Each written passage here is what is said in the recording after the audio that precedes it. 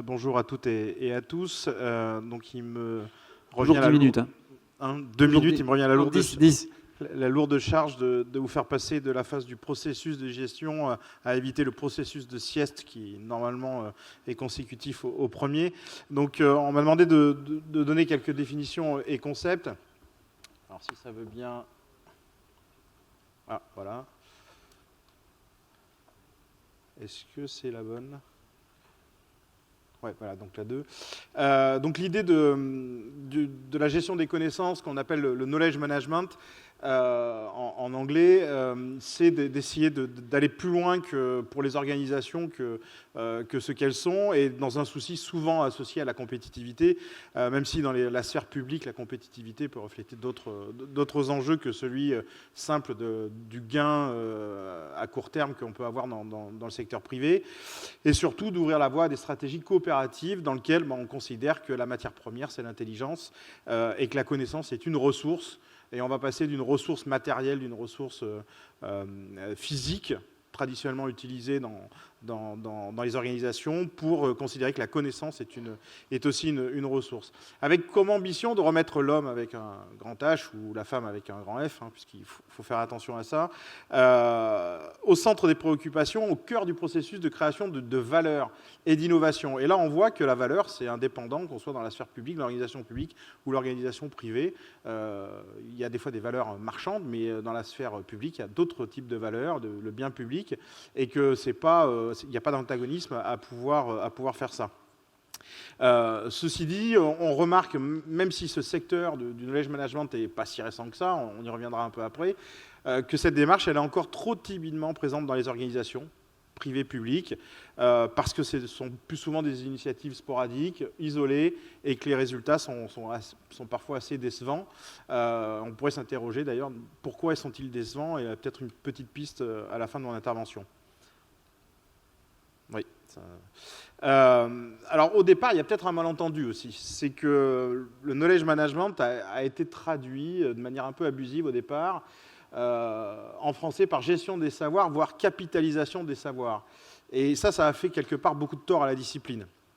Puisque on y a vu, et c'est bien, si c'est un processus, c'est pas forcément une procédure qu'il faut mettre en œuvre, et surtout pas un processus obligatoire de capitalisation des connaissances qui reviendrait en fait à faire une corvée, une autre corvée bureaucratique de plus dans l'ensemble des corvées que les organisations publiques auraient à faire, qui ne dégage pas forcément de la valeur, tout du moins de la valeur qui est faciale, dont on s'aperçoit à court terme, et donc la conséquence directe, c'est que c'est assez peu motivant.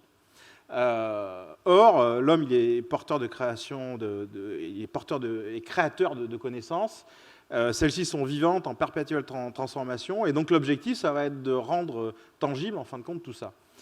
Et donc, il faut créer des conditions favorables à l'intérieur des organisations pour créer, échanger, réutiliser des connaissances dans des processus et dans les projets de l'organisation, comme on vient de le voir. Tout ça pour créer de la valeur. Ça suppose que déjà, on soit au clair sur ce qu'est la valeur de l'organisation. Et que surtout dans la collectivité dans laquelle elle va se mettre en place, qu'elle soit au clair dans les valeurs qu'elle veut promouvoir et sur lesquelles surtout elle veut capitaliser.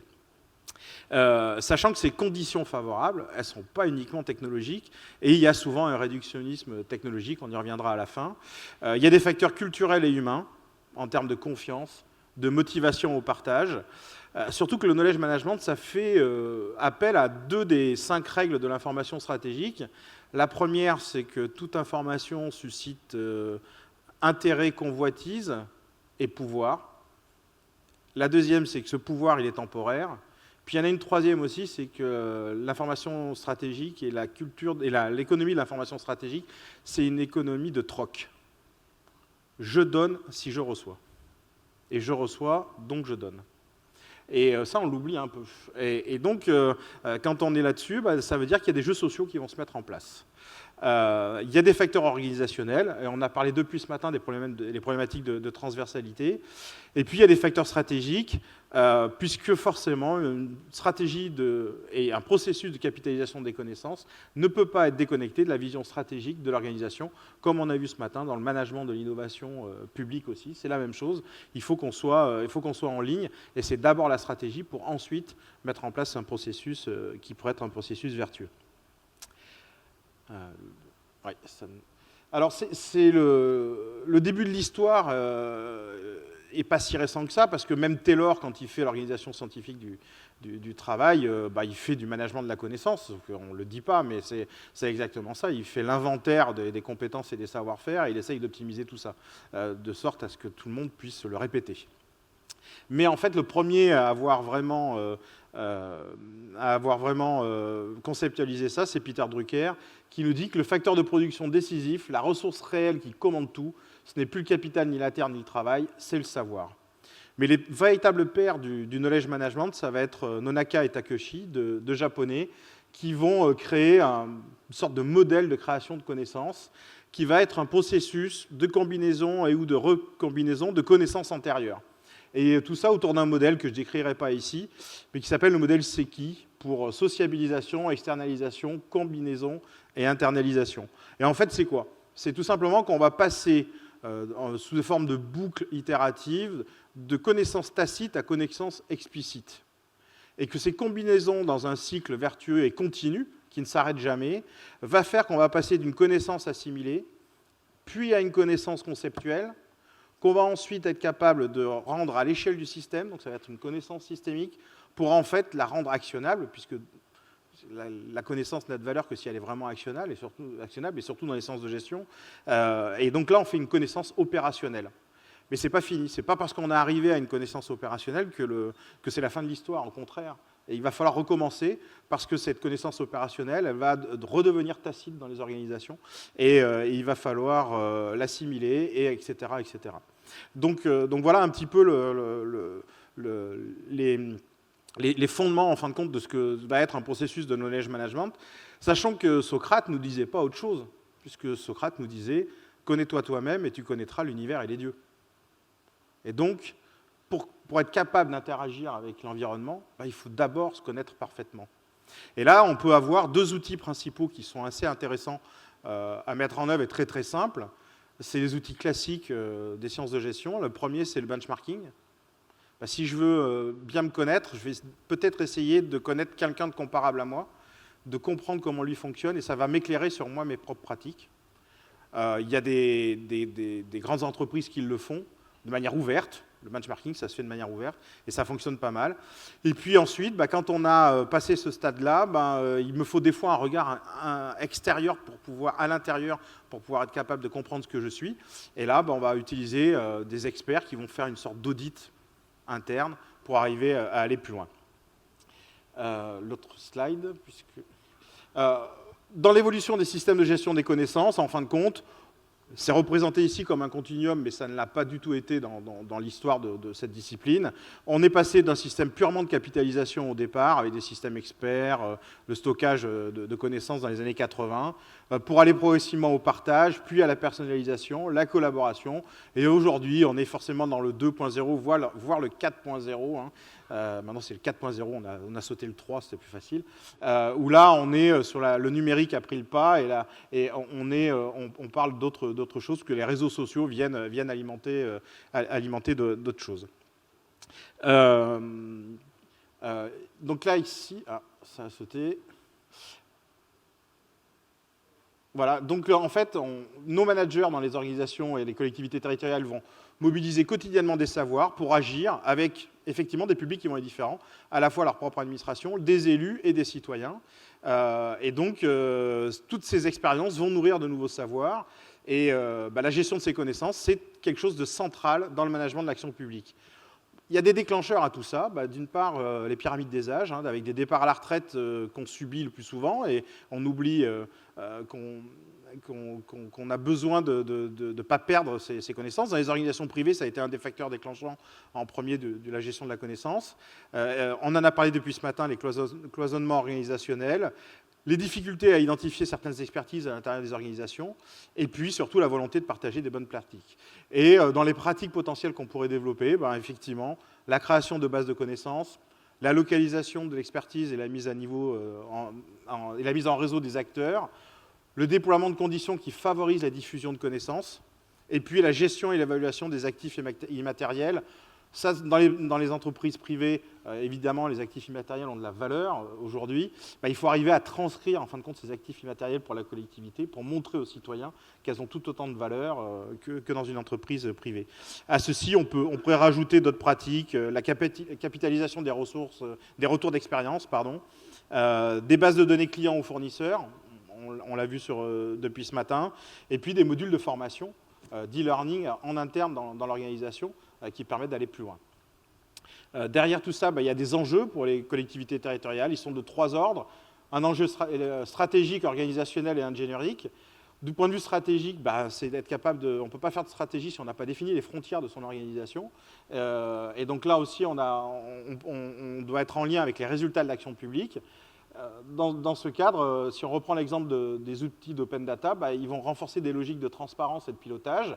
Donc c'est des acteurs de la démocratie. Et ils vont, ou ils peuvent contribuer à légitimer l'action publique ou les actions publiques vis-à-vis des parties prenantes. Il ne faut pas être dupe, hein, c'est aussi des outils idéologiques. Toute stratégie d'open data est porteuse d'une idéologie derrière. Et donc il faut être bien au clair sur la compatibilité de ces idéologies avec ce qu'on veut faire vis-à-vis des citoyens et des parties prenantes.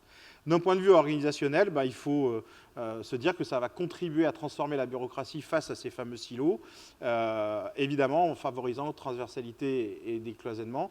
Et là, de ce point de vue-là, les communautés de pratique et favoriser des communautés de pratique à l'intérieur des organisations publiques peut être une bonne idée. Et puis, d'un point de vue ingénierique, là, il faut être capable de créer les conditions du déploiement. Et donc, il y a quelques problématiques. Dans le petit film du départ, on en parlait. C'est un problème de méthode. C'est-à-dire, c'est la différence entre est-ce que la prose de M. Jourdain est quelque chose, est un art? Non. C'est parce que c'est pas voulu, c'est pas systématisé, c'est pas écrit comme de la prose quand il parle. Donc on ne fait pas de la gestion des connaissances sans méthode, sans vouloir en faire. Et donc il faut se poser la question de comment on va cartographier ces connaissances et comment on va les organiser. Et ça se fait avec méthode. Et puis ça va provoquer aussi du changement, donc avec des irritants potentiels. Et donc il faut s'interroger sur comment amener les managers publics à changer leur modalité d'action. Et pour conclure, la dernière chose dont on pourrait s'interroger, c'est effectivement, est-ce que ce ne serait pas une nouvelle mode aussi? Depuis ce matin, c'est même la question qu'on pourrait poser à chacune des sessions, quoi, sur le management de l'innovation, le design thinking, encore une nouvelle mode. Un de mes collègues tout à l'heure disait c'est ces fameux mimétismes, hein, voilà. Et pour échapper à ça, il faut éviter que, par exemple, la technologie vienne, en fin de compte, réduire tout le processus de gestion des connaissances à l'intérieur de l'organisation à un simple problème technique et prenne le pas sur en fait ce pourquoi c'est fait. Et en fait, il ne faut pas oublier que c'est fait pour provoquer, pour permettre les conditions aussi d'une innovation à l'intérieur de l'organisation. Et de ce point de vue-là, pas uniquement transposer un outil du privé dans la sphère publique sans s'interroger là-dessus. En toute fin pour le dernier... ça y est, il y a été. En fait, nouveaux enjeux qui apparaissent, c'est prendre en compte les jeux sociaux qui peuvent exister à l'intérieur de l'organisation entre les individus quand on met en place ce type de démarche, parce qu'il y a un apprentissage par l'expérience et en situation, c'est la condition. Il faut former les managers à venir identifier, en fin de compte, ces briques de connaissances et comprendre ce qui ressort de l'émotionnel, de l'affectif et de la stratégie individuelle. Parce qu'à chaque fois qu'on va demander à quelqu'un de formaliser sa connaissance, derrière, il a une sensation de perte. Et cette sensation de perte, si elle n'est pas compensée par quelque chose, il y a de fortes chances pour que derrière, il y ait des frustrations, voire des pertes de sens complètes, voire de valeur. Et puis, quelque part, dans le processus global, c'est se dire que cette notion de gestion de la connaissance, elle peut permettre de construire des politiques publiques fondées sur la connaissance et passer en fait à quelque chose qui fasse que le modèle politique et le management politique se fondent sur la production de connaissances internes à l'organisation publique. Merci Olivier de cette présentation.